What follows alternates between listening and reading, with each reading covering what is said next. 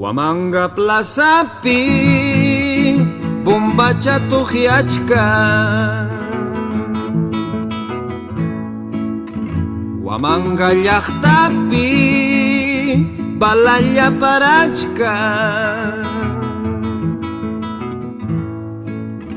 inocentiruna cárcelpi llakichkan, Huamangalla y barrio yawarta wajachka.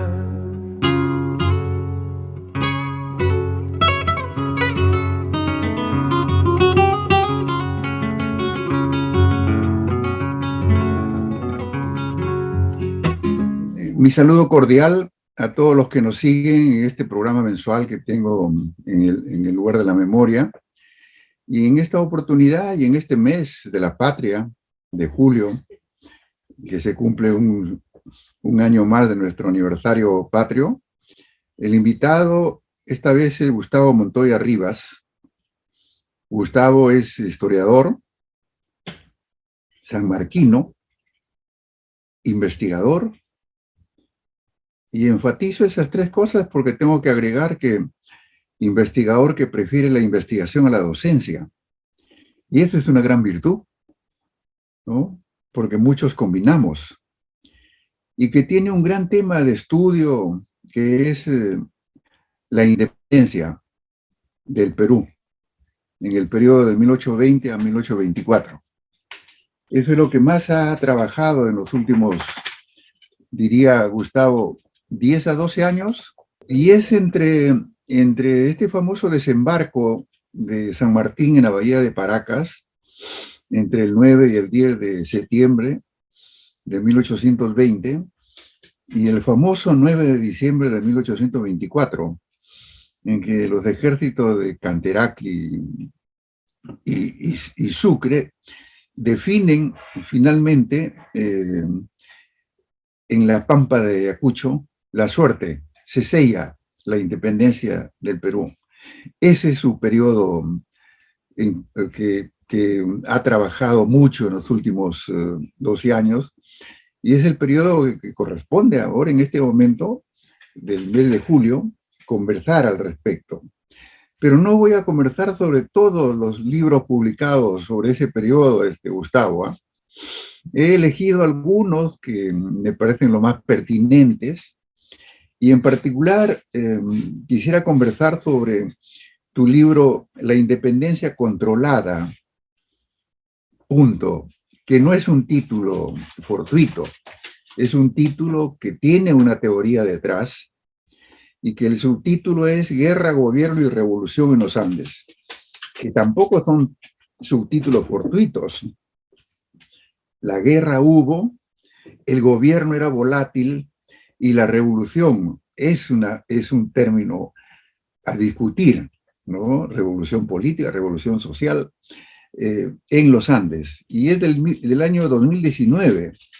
Este libro, además, tiene otros libros que no vamos a poder discutirlos ahora, analizarlos, Gustavo, ¿eh?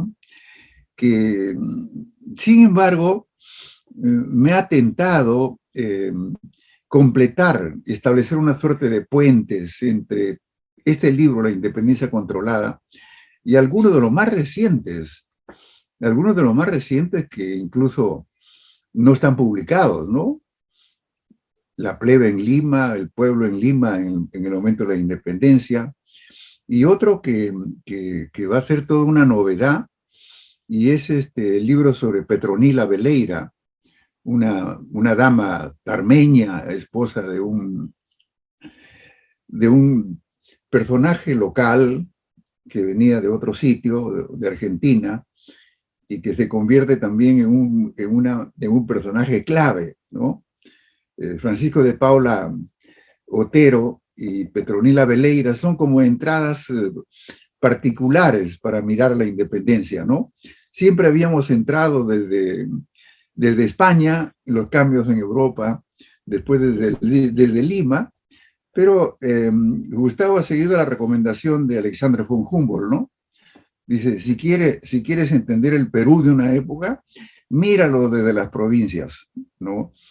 Y eso es lo que ha hecho.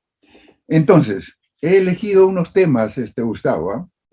No todos los temas, no, no tendremos tanto tiempo para tratarlos, pero hay 8 temas que he elegido y que nos lleve finalmente a conversar sobre este bicentenario, ¿no? Y los centenarios, el centenario anterior y los 50 cenarios anteriores que se han producido en nuestro país. Este periodo que tú trabajas, Gustavo, de 1820 a 1824, ¿cómo lo caracterizarías a ese periodo? ¿Volátil, inestable, imprevisible, previsible? ¿Qué nombre le pondrías? Muchas gracias, Manuel, por tu generosa presentación a los últimos trabajos que he estado realizando sobre el proceso general separatista. Y como tú muy bien has indicado, realmente las últimas investigaciones, yo diría de las 2 últimas décadas, nos están mostrando que el periodo de la guerra podemos tomar, digamos, como vértice cronológico la crisis en España, 1808 hasta el año 26, que es la salida de Bolívar. Pues lo que estamos encontrando es una sociedad, son territorios, son regiones que fueron sumamente convulsionadas. Y nos estamos encontrando con actores sociales, con actores políticos, tanto urbanos como rurales, que tienen una cultura política sumamente compleja. Es lo que yo indico en los últimos estudios, en el libro que tú has mencionado, La Independencia Controlada. Yo ensayo, hay una categoría, ¿no? Y sugiero pensar el proceso separatista en el virreinato peruano desde esta categoría de un observatorio. Un observatorio, esto es, que todos los grupos sociales seguían, obviamente con intereses divergentes, la guerra en el Alto Perú, en Nueva Granada, en el Virreinato del Río de la Plata, en Chile y así. Entonces, me parece que se están acumulando estudios que indagan, ya mencioné, la cultura política, las dinámicas regionales, estas conspiraciones que, por ejemplo, en el libro de La Independencia Controlada, con asombro yo me he encontrado cómo a la llegada de San Martín, en la zona del Cusco, Puno, Arequipa, en los pueblos, en las aldeas, en las ferias,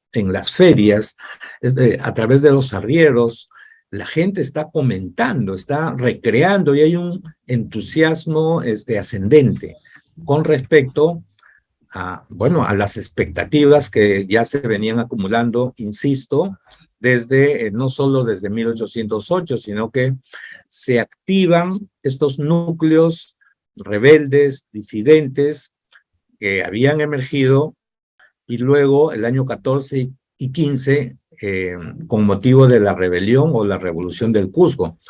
Entonces, mi propósito ha sido establecer estas correas de transmisión regionales. Y ¿me permite volver a este periodo? Tú bien lo has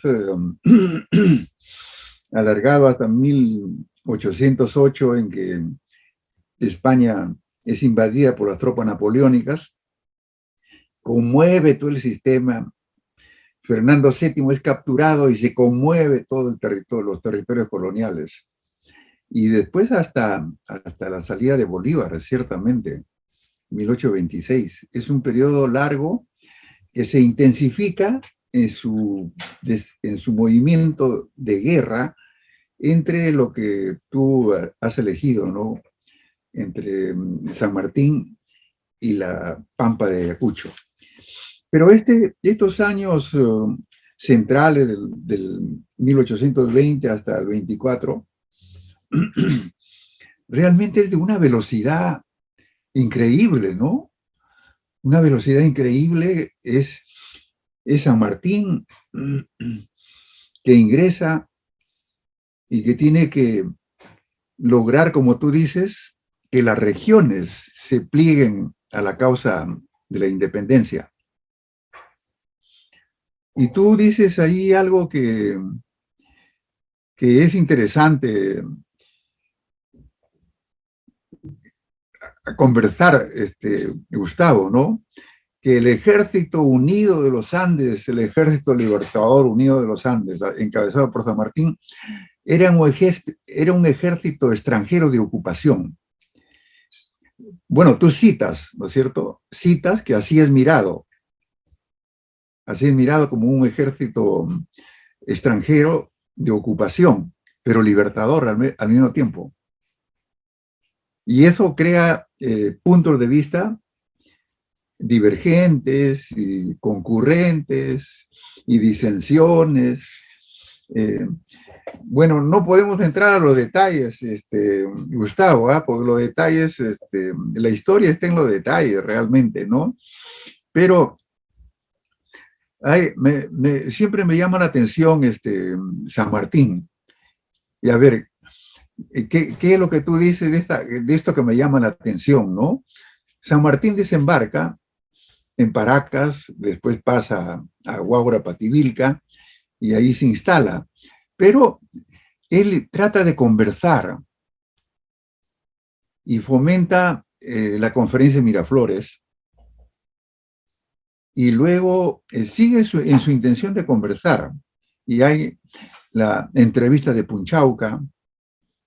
En Miraflores es entre representante de San Martín y representante del virrey Pezuela. Pero en el caso de Punchauca es San Martín y la Serna. Y no contento con eso, se hace la entrevista de Guayaquil entre Bolívar y San Martín. O sea, hay varios intentos de él de decir, hagamos lo que les propongo. ¿Qué es lo que propone San Martín, Gustavo? Yo te voy a agradecer mucho por esta pregunta. En realidad es una reflexión que me parece no ha sido suficientemente explorada. Efectivamente, si bien hay propuestas, por ejemplo la de Rabinovich, que es un investigador argentino, por ejemplo, él dice que San Martín al Perú es el final de un proyecto que se inicia en Buenos Aires en mayo de 1810. Pero yo voy a dejar de lado esta mirada que concibe al protectorado como el final de una tendencia que emerge en el proceso revolucionario continental. Y más bien, quisiera introducir acá una cuestión que es efecto de la contingencia. Y es que en Chile, cuando estalla la crisis en Buenos Aires de la Junta Central, Buenos Aires llama a San Martín y la tropa que tenía bajo su mando, luego de Maipú y Chacabuco, para que se ponga al servicio de los conflictos en las Provincias Unidas de Río de la Plata. San Martín tomó una decisión extraordinaria, asombrosa, hasta inédita, y acá tiene que ver mucho el papel de las logias. Reúne a la tropa, a los oficiales en Rancagua y suscribe lo que se llama el Acta de Rancagua. A través de este acta, la tropa elige literalmente en el campamento a San Martín como jefe supremo. Eso es una desobediencia. Y es investido con este poder que San Martín desembarca en septiembre de 1820 en Paracas. Entonces esto cambia totalmente, digamos, la perspectiva del Ejército Unido. Y tú lo has dicho muy bien, San Martín conversa efectivamente con Pezuela, no con Pezuela, con los emisarios de Pezuela en Miraflores, luego se reúne con la Serna en Punchauca, luego va a conversar con Bolívar en julio del año 22 en Guayaquil. No vamos a poder conversar y detenernos a analizar cada uno de estos encuentros, pero me parece que el encuentro en Miraflores y Punchauca hace parte del mismo propósito político de San Martín, en el sentido de ensayar una vía diferente en el Perú, teniendo en cuenta algo que es muy recurrente en la correspondencia, no solo entre Chile y el ejército patriota que ya está en el Perú, sino también en Nueva Granada, que es la temible anarquía que estaba emergiendo en estos países que recién se habían independizado. Entonces tenemos a San Martín tratando de ensayar una vía alternativa a este desorden que emergía, por ejemplo, en Chile, luego de instalarse la República o cuando Higgins está en el poder, la acción de las montoneras regionales que seguían, por ejemplo, a Manuel Rodríguez, seguían operando. Lo que estoy diciendo es que había un panorama un poco desolador en los lugares donde se había establecido la independencia. El diagnóstico de San Martín con Monteagudo, que es en realidad es uno de las mentes que aconseja a San Martín o el ideólogo, es de ensayar una vía alternativa para estabilizar los logros de la revolución o de la independencia. Esto se puede ver con mucha claridad en el diario, en el periódico que Monteagudo funda en Santiago, que se llama El Censor de la Revolución. Este periódico es sumamente interesante, solo salieron 6 números, pero en ese diario, en los 6 números, Monteagudo se propone hacer un balance de todo el proceso revolucionario, y es sobre la base de ese balance que llegan al Perú, ¿no? Eso que has mencionado, Gustavo, me parece que San Martín y luego Bernardo Monteagudo. ¿Quién fue Bernardo Monteagudo? Es una de las grandes preguntas porque él termina mal, termina asesinado en las calles de Lima el año Sí, 21. en el Jirón de la Unión. En el Jirón de la Unión, ¿no? Bueno, hay toda una historia, pero además, además San Martín tenía unas ideas políticas, como tú dices, recogía de la experiencia en Provincias Unidas y en Chile. Y la experiencia es que se nos venía la anarquía. Y la experiencia es que debíamos pensar, o que se debía pensar, en un gobierno alternativo, en una suerte de, como era constantemente acusado de monarquía constitucional. Es cierto, no podemos entrar a los detalles, pero esta idea de la monarquía constitucional no convenció a nadie, o esta idea cercana a un gobierno de ese tipo no convenció a nadie. Entonces tuvo que dejar su propuesta, ¿no? Pero proclamó la independencia el 28 de julio de 1821 y la proclamó con respaldo de la comunidad municipal limeña, con el respaldo de todos los limeños, y en agosto se convierte en el protector y se inicia el protectorado de la presencia de San Martín. Y ese protectorado va a durar de agosto a 1822, ¿no? Va a durar hasta septiembre, va a durar 2 meses, un año y 2 meses aproximadamente. Entonces, a mí me asombra lo siguiente, Gustavo, la experiencia transcurrida, la personalidad de San Martín, el intento de conversar, y conversar hasta con su contrincante, Bolívar, y el explicar su propuesta, Y como no fue consensual su propuesta, tomó sus maletas y se retiró del Perú, después de estar de protector 1 año, 2 meses y casi 2 años en el país. Me parece un ejemplo que no hemos resaltado, ¿no? Que a mí me llama mucho la atención, pero no nos podemos quedar en San Martín, porque es toda una biografía. Tú sabes que muere en Boulogne-sur-Mer, que es una pequeña ciudad en la Mancha, en el norte de Francia. Y qué curioso, ¿no?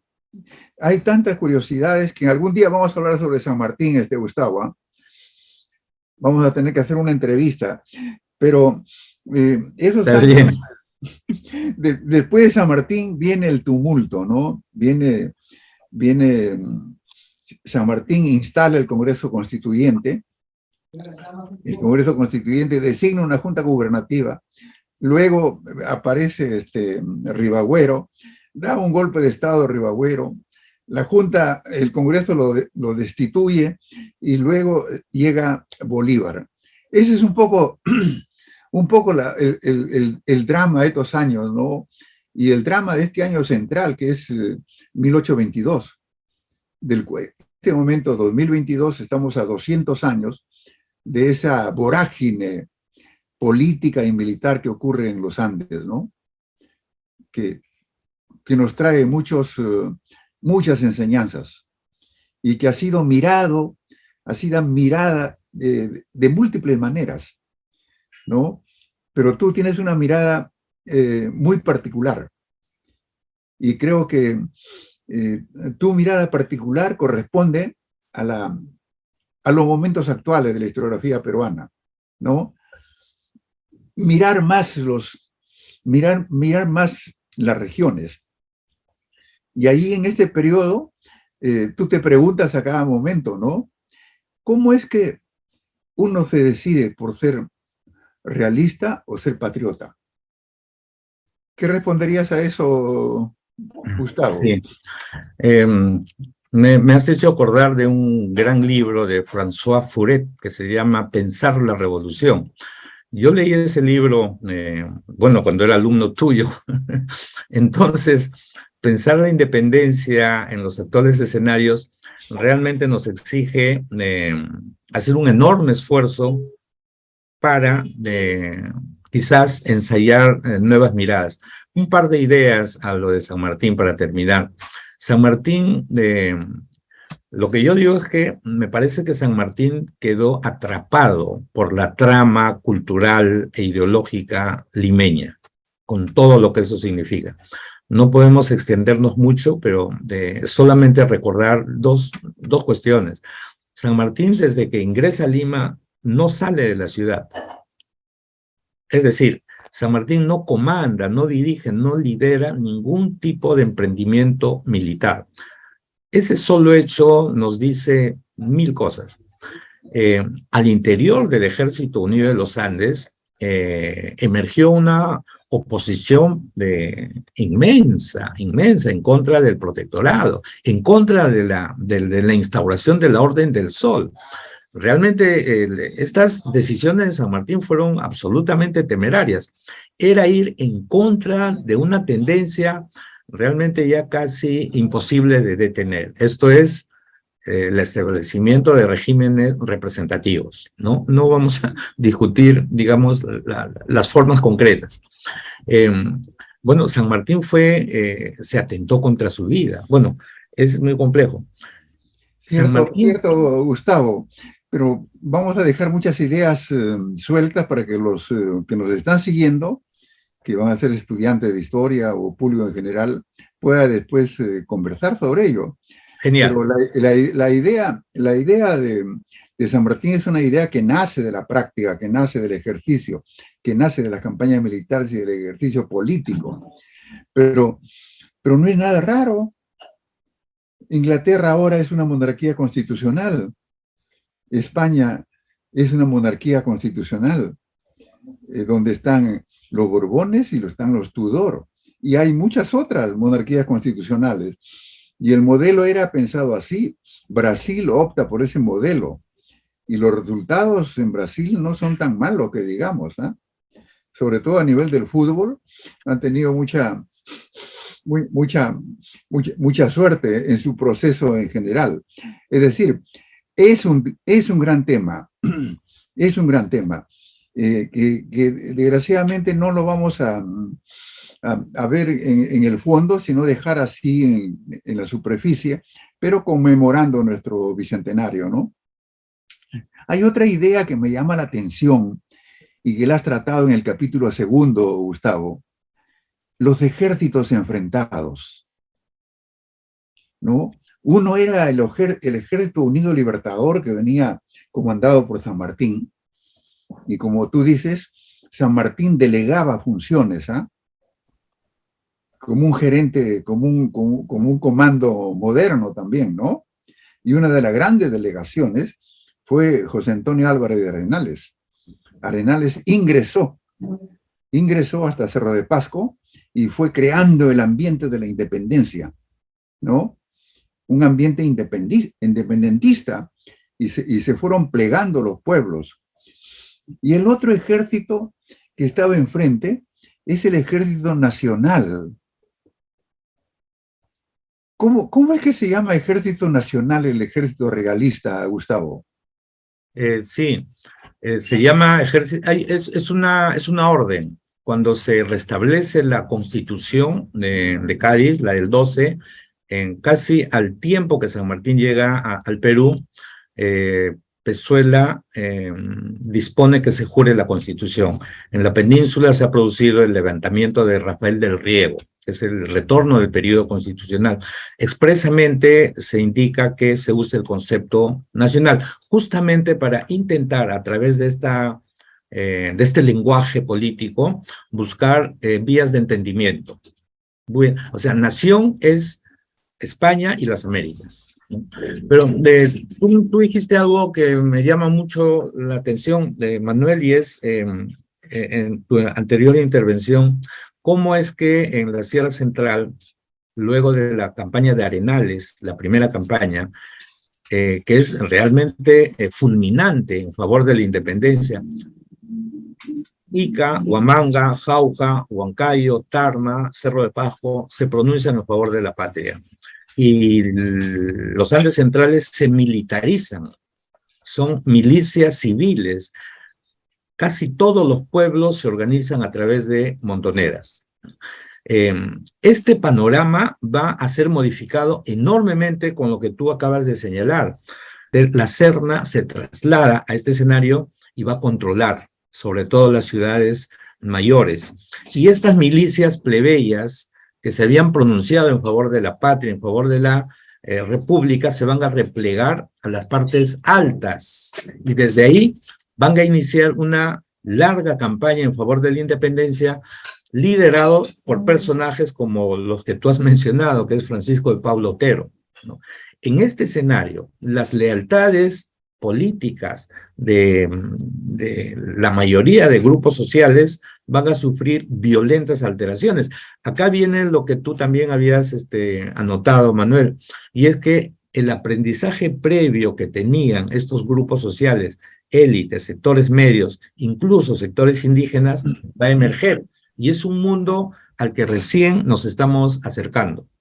El capítulo 2 del libro La Independencia Controlada, por ejemplo, yo he identificado una cantidad bastante generosa, impresionante, de pueblos que luego de la derrota en Ica, en abril de 1822, de la expedición liderada por Gamarra y Tristán, luego de esa derrota patriota, que también va a generar que San Martín vaya en busca de Bolívar. Luego de esa derrota patriota, muchos pueblos levantan las banderas del rey, y que es una decisión absolutamente práctica. Son pueblos que están buscando sobrevivir la guerra y van a negociar con patriotas o realistas. Todo este proceso se hace muchísimo más complejo el año 23, que es el año de la Guerra Civil. Está Bolívar, Ribagüero y las regiones. Ciertamente. Y esto puede sorprender un poquito a nuestros a los amigos que nos están escuchando, ¿no? Que el ejército que viene para libertarnos, el ejército libertador unido de los Andes, sea mirado o sea acusado de extranjero, ejército de ocupación, ejército que crea el desorden, ejército que fomenta la anarquía, lógicamente, lógicamente, porque venía a quebrar el gobierno colonial y a instalar un gobierno autónomo propio.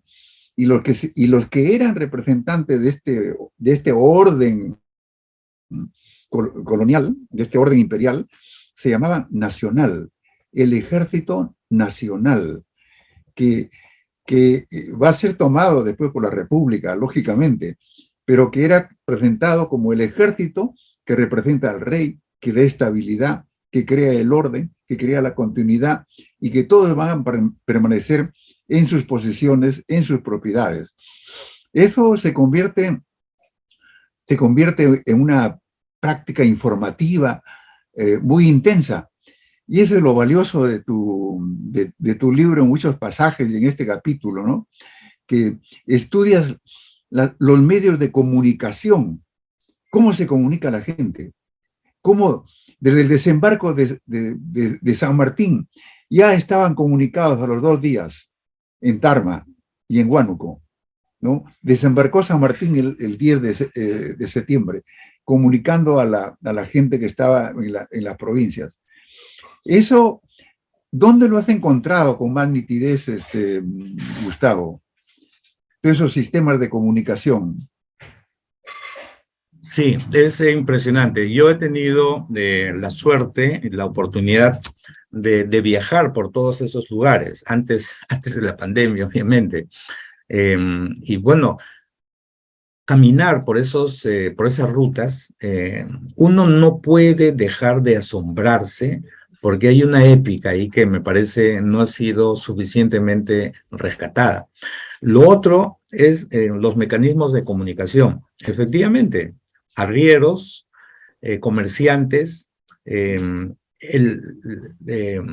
la ruta que comunicaba a Lima con la Sierra Central, sabemos desde tiempos coloniales, básicamente eran 2, por Canta y luego por Huarochirí, hasta 3 por Lurín. Estas rutas, ni bien desembarca San Martín, empezaron a ser tomadas, controladas por estas milicias, por estos milicianos, que formalmente podemos decir que eran montoneras, que eran brazos armados de los pueblos, que empiezan a trajinar intensamente, llevando y trayendo informaciones. Eso se puede encontrar en la correspondencia de la época, se puede encontrar en las proclamas de la época, en los pasquines que son, por ejemplo, en el fondo reservado, en el fondo reservado de San Marcos, hay una cantidad riquísima de estos documentos.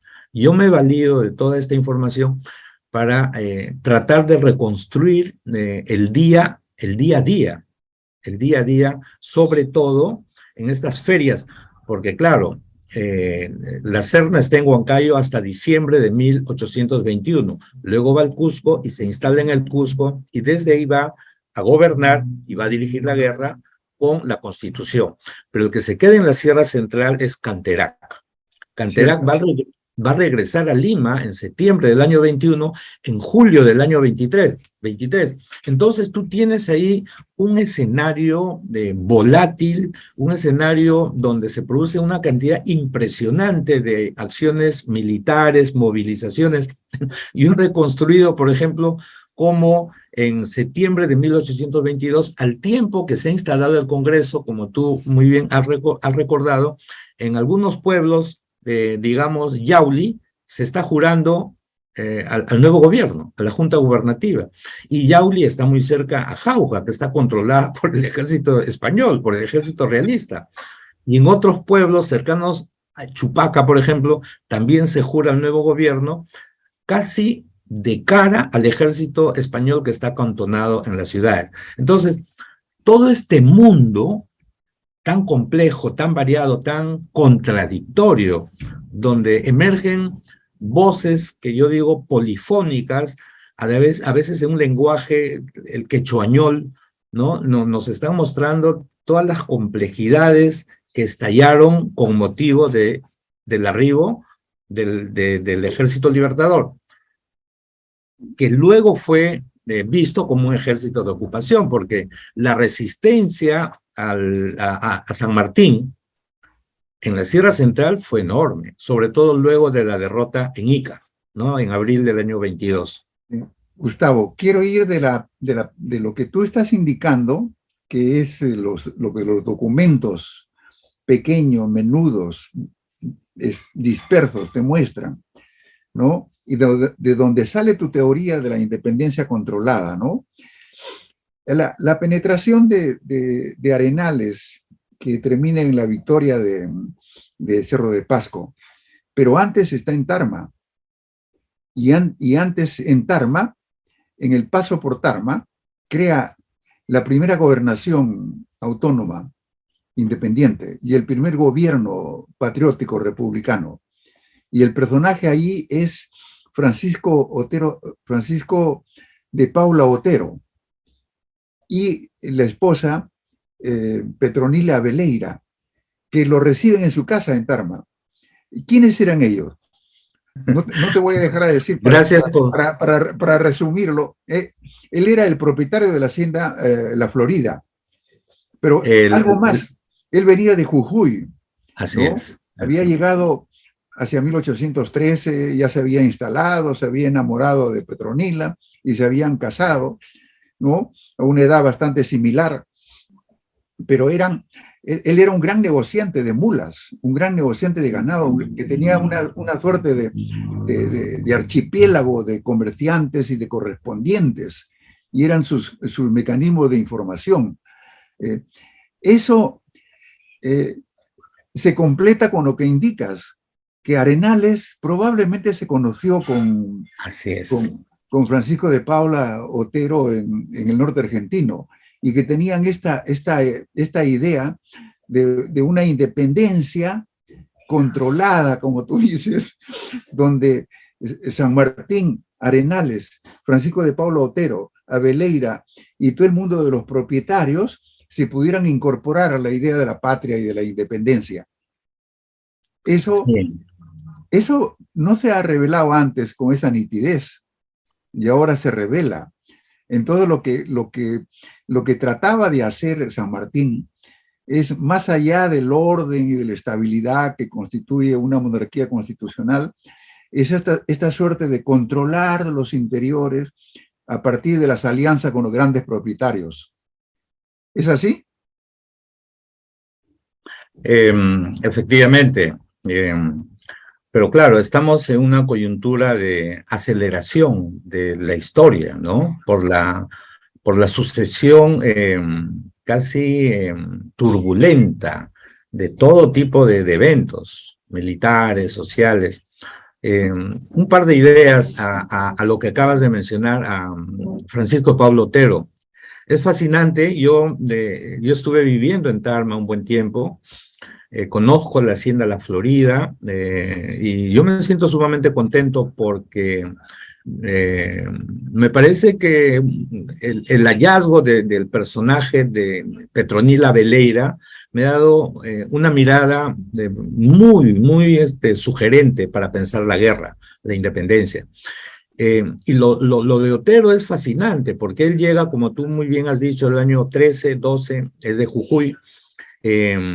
Él está comprometido con la revolución del Cusco del año 14. Yo he encontrado una carta donde él literalmente dice: voy a recibir correspondencia insurgente. Lo que estoy diciendo es que ya a la llegada de Arenales, Francisco de Pablo Otero y con él un grupo consistente de propietarios, ahí habían mineros, comerciantes y hacendados, ya tenían digamos, las ideas políticas sólidas. Volvemos al tema del aislamiento. No ha habido aislamiento, o sea, todo el mundo sabía lo que estaba ocurriendo en el continente. Entonces, a través de Otero lo que yo he tratado de reconstruir es la existencia de un proyecto separatista paralelo al que finalmente triunfó, vía San Martín, vía Bolívar, porque cuando Arenales facilita la instalación de lo que yo llamo el primer gobierno patriota en Tarma en noviembre del año 20, todas estas milicias que se habían armado con la ayuda de los pueblos conciben el proyecto, y eso está documentado, hay cartas, hay proclamas, conciben el proyecto de descender a Lima.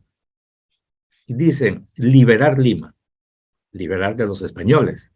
Entonces, este proyecto que está documentado, hay personajes como Marcelo Granados, por ejemplo, o Tomás Hurtado, en fin, José María Guzmán, son muchos en realidad, todos ellos son propietarios. Este proyecto fue neutralizado con la ocupación de Lima por San Martín, porque Álvarez de Arenales realiza una segunda incursión a esta región en mayo del año 21. Al tiempo que Arenales está reorganizando, fortaleciendo estas milicias en Jauja, en Huancayo, en Tarma, se está produciendo el encuentro de Punchauca. Y al tiempo que San Martín está ingresando a Lima y la Serna está saliendo, Arenales tiene todo dispuesto. Es fácil deducir que de haberse producido un encuentro entre la tropa de Arenales, que estaba aclimatada, que contaba con el apoyo social de todo el Valle del Mantaro, enfrentar a la Serna, que había traspuesto la cordillera con la tropa cansada, con desertores, bueno, estamos haciendo historia contrafactual, pero ese proyecto existió, se produjo. Y ese ha sido uno de mis intereses, exhibir estos otros proyectos. Ciertamente, Huánuco, Tarma, son regiones que tú conoces, Gustavo, y que todos los peruanos deberíamos conocer. Todos los que hacemos historia deberíamos tener un curso de geografía práctica, ¿no? Lástima que los presupuestos no lo permiten como universidades europeas, ¿no? Que si tú estudias tal sitio, recórrelo en compañía de los lugareños para entenderlo. Pero Huánuco, el caso de Huánuco es paradigmático, ¿no? Huánuco nos hace pensar en 1812 y la rebelión popular de 1812, que irá a perdurar. Mira, ¿cuántos años antes de la independencia, no? 1812, 10 años antes del 22 de este año, 10 años, 8 años antes del desembarco de San Martín.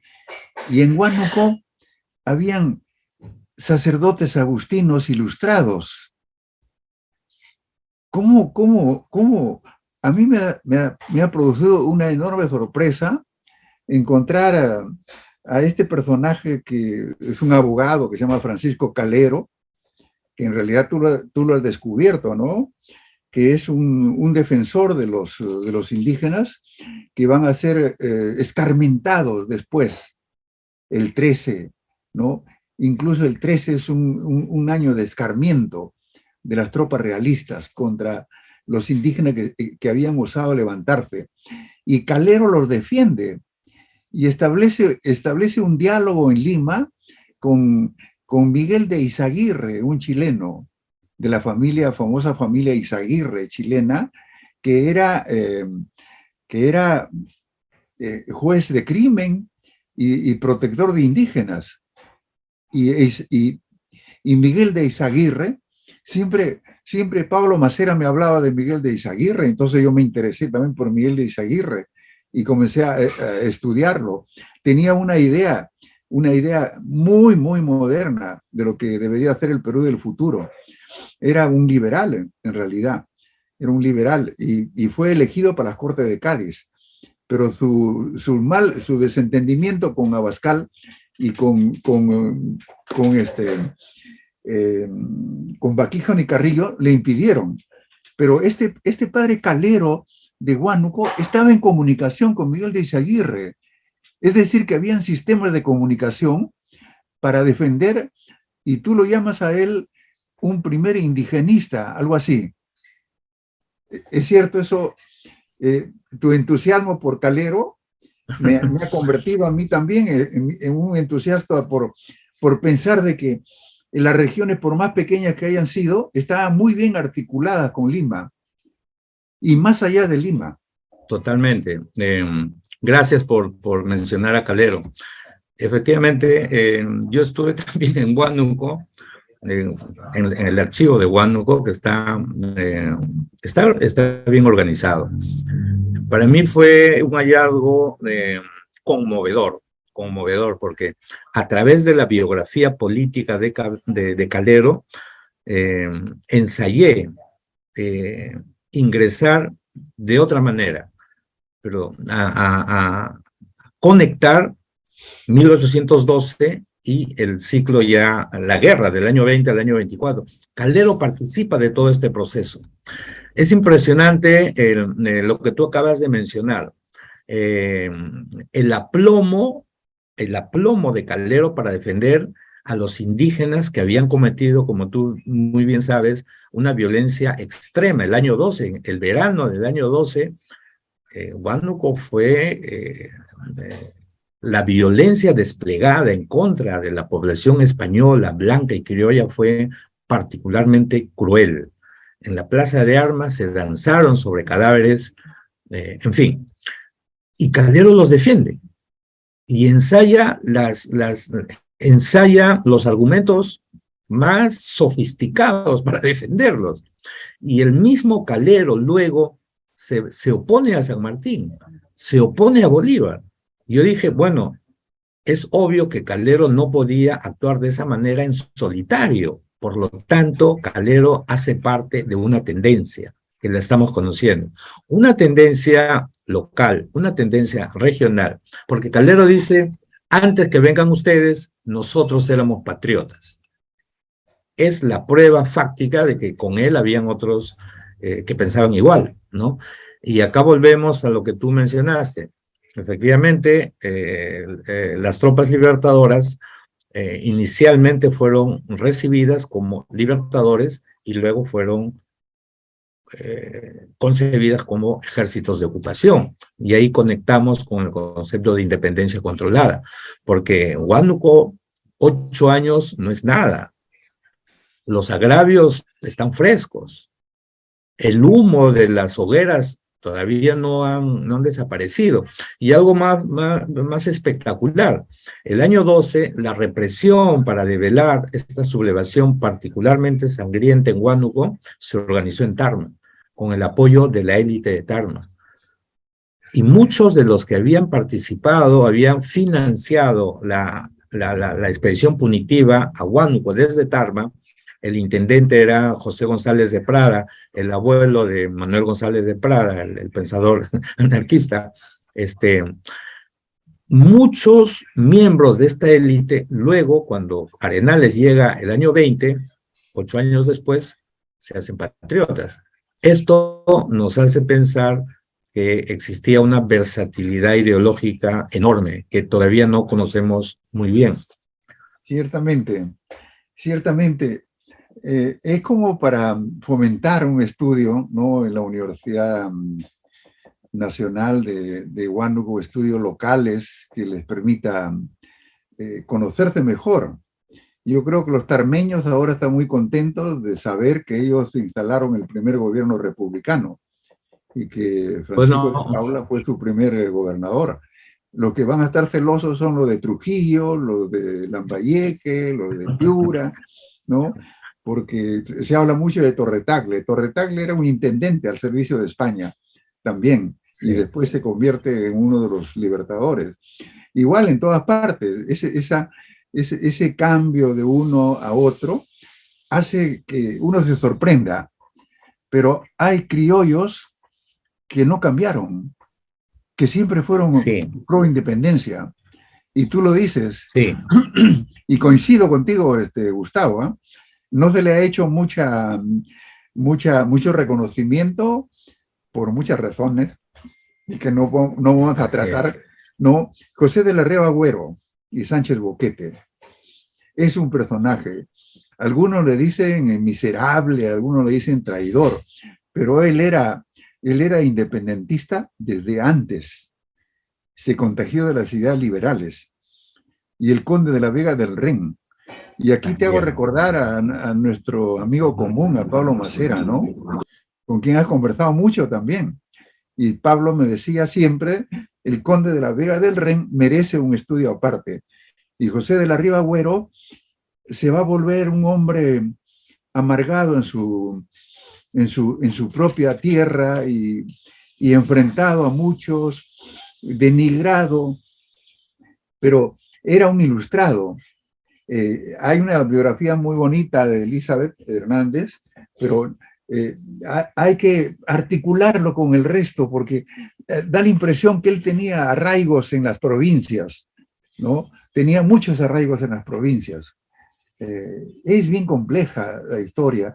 Ahora estamos conociendo, gracias a tus estadías ahí en Tarma, en Huánuco y tus recorridos, porque yo no conozco ningún historiador peruano que conozca la hacienda La Florida de Francisco de Paula Otero, ni que conozca la ruta de Arenales, ni que haya reparado tanto en la batalla de Cerro de Pasco.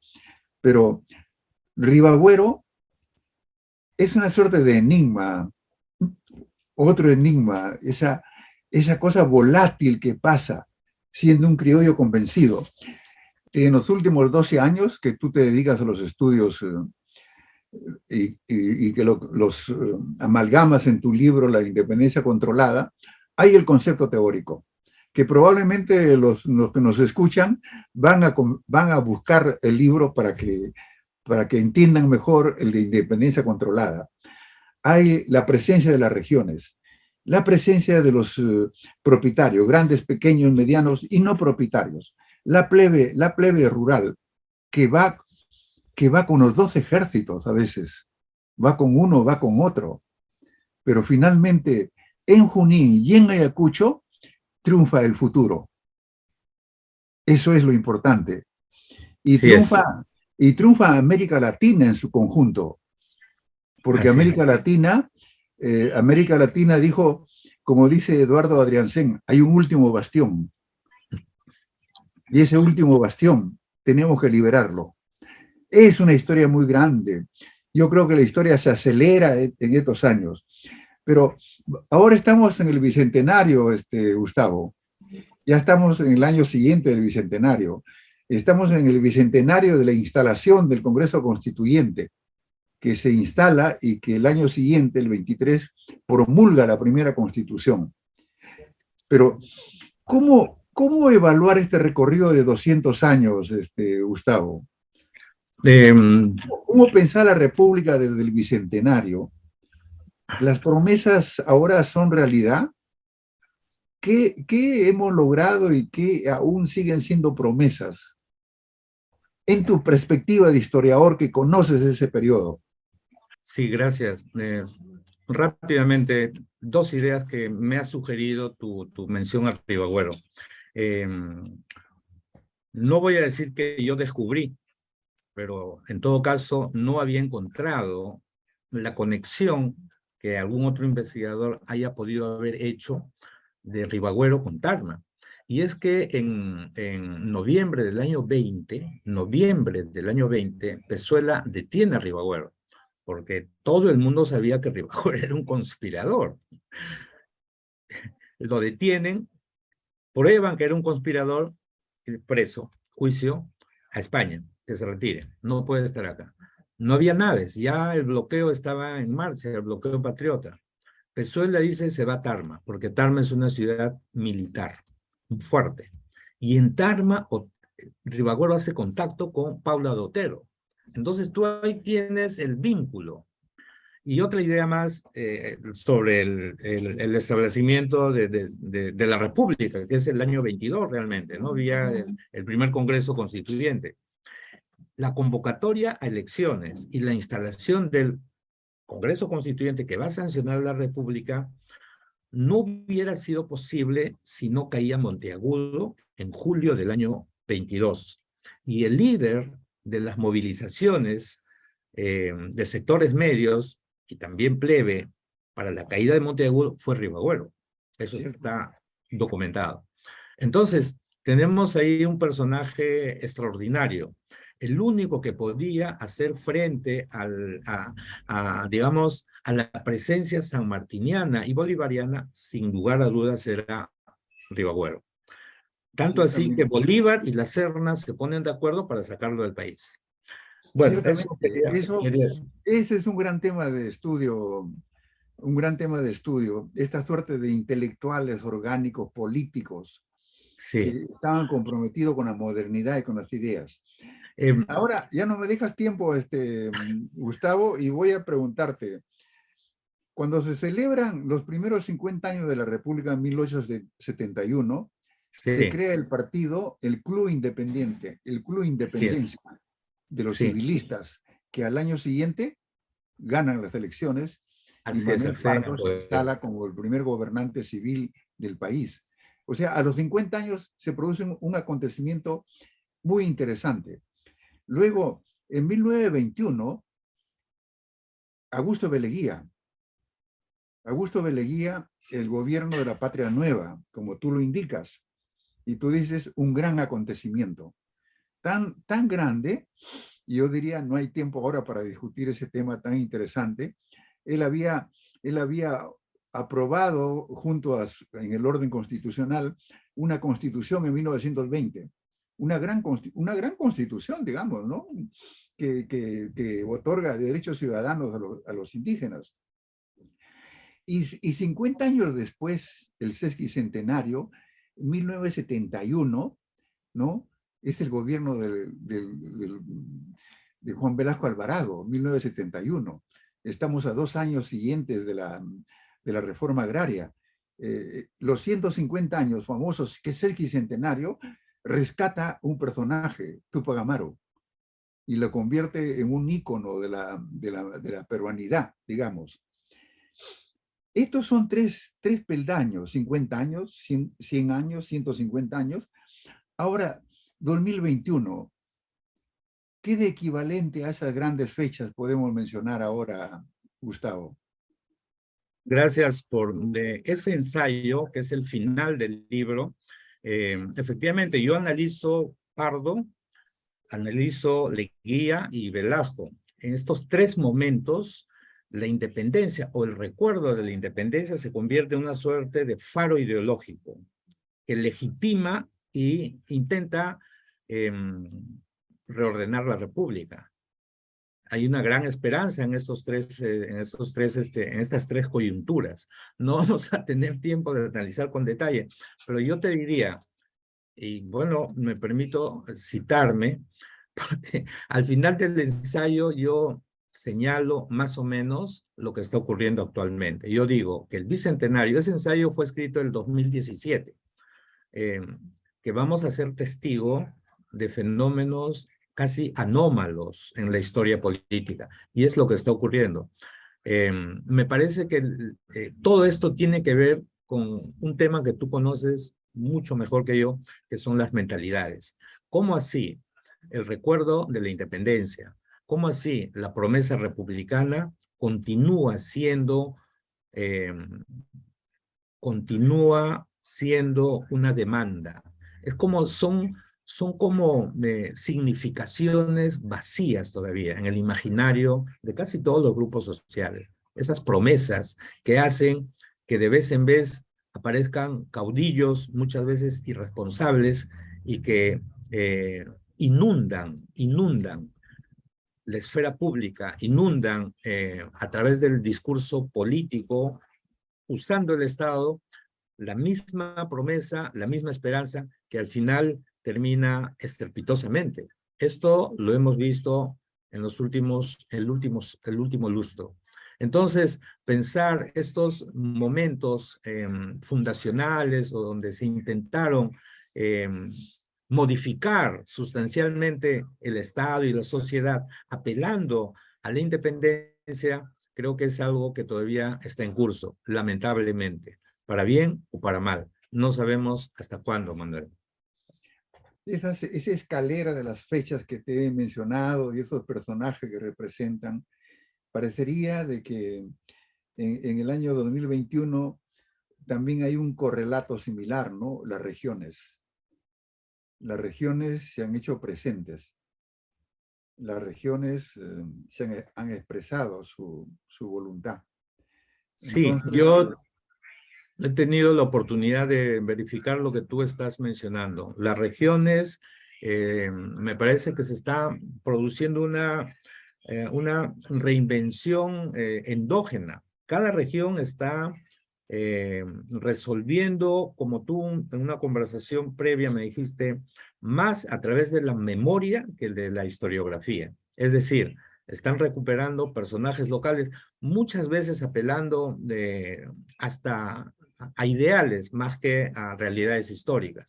Y este es un proceso en curso que me parece que va a ser imposible de ser detenido. El caso más emblemático para mí es la enorme popularidad que tiene Juan Santos Atahualpa.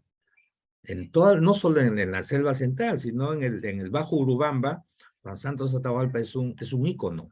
Es un ícono. Y así, si tú vas a Amazonas, vas a encontrar con otros personajes. Si viajas a Huánuco, te vas a encontrar con otros personajes. Creo que el Bicentenario ha hecho posible que regiones, pueblos y localidades que miran con cierto desencanto a Lima y al Estado, casi como una respuesta espontánea, vuelvan sobre sus trayectorias locales y regionales y recuperen a sus propios íconos, No sabemos cuál va a ser el desenlace. Gustavo, te agradecemos, el lugar de la memoria te agradece por esta conversación en el mes de nuestro aniversario patrio. Te agradecemos por los 12 años o más dedicación a entender el proceso de la República, el proceso de instalación de la República. Y creo que seguramente muy pronto todos tus estudios sobre Huánuco y Tarma van a ser reconocidos. Van a ser reconocidos y muy conocidos dentro de la historia del Perú. Muchas gracias, Gustavo. Muchas gracias, Manuel, y mi agradecimiento a LUM. Muchas gracias. Bueno, hasta luego.